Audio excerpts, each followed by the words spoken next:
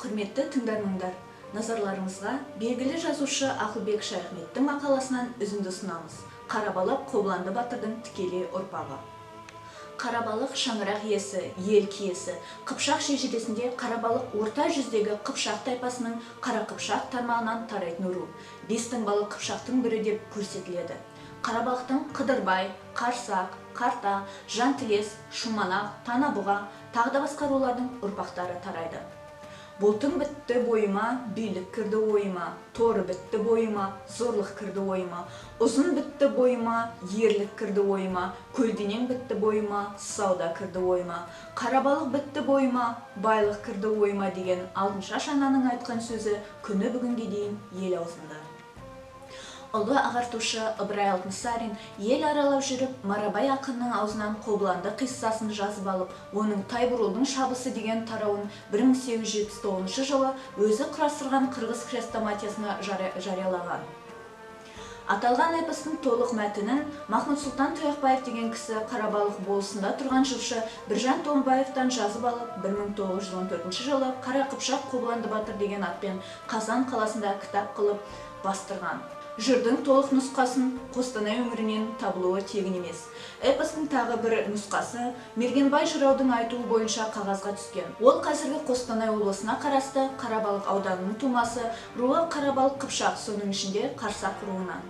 Арқаның ақиық ақыны Нұржан Наушабайұлы кезінде жанына өлшеп балаған 5 Қыпшаққа қараған, үй тоғызақ, әйетпен, орман ағаш, нешегөл тобылменен арада жұртты жаман бүлдірді, ит абалап қабаған.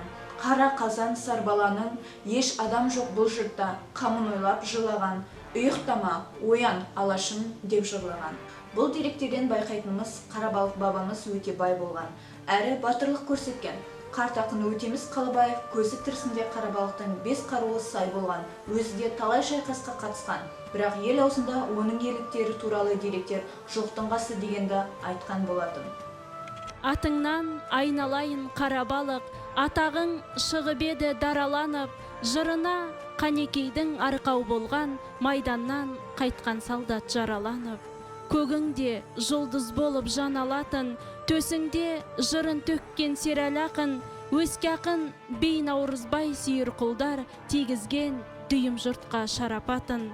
Тағдырдың татсадағы кермегінен, серәлин түлеп ұшты өрнегімнен, көк шалғын қалың ағаш қызыл гүлің, секілді жайып қойған төрге кілем, көлдерің жарқыраса айнадайын, көңілге келіп кірсін қайдан уайым, Елубай серке қапан қатар шыққан, киелі топырағыңнан айналайын. Бүгінде Қара Қыпшақ Қобыланды, әр үйден кітап болып жолығады, тараған асыл тектен Қарабалық тарихтың қақ төрінен орын алды.